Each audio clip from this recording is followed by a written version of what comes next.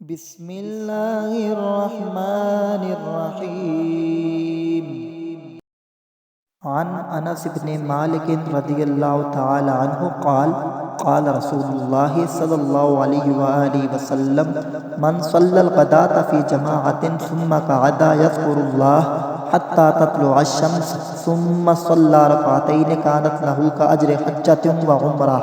क़ाल क़ाल रसूलुल्लाह सल्लल्लाहु अलैहि वसल्लम ताम्मतिन ताम्मतिन ताम्मह। क़ाल अबू ईसा हाज़ा हदीसुन हसनुन गरीब।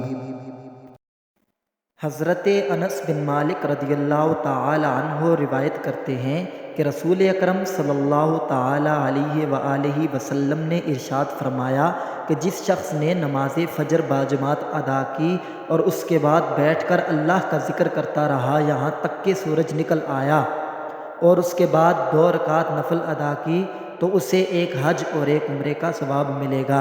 आप फरमाते हैं कि आक़ा करीम सल्लल्लाहु अलैहि वसल्लम ने 3 बार ये कलिमात इरशाद फरमाए, ताम्मा ताम्मा ताम्मा, यानी कामिल कामिल कामिल, यानी 3 मरतबा आपने इरशाद फरमाया कि उसे पूरा पूरा हज और उम्रे का सवाब दिया जाएगा। इमाम तिरमिज़ी फरमाते हैं कि ये हदीस हसन गरीब है।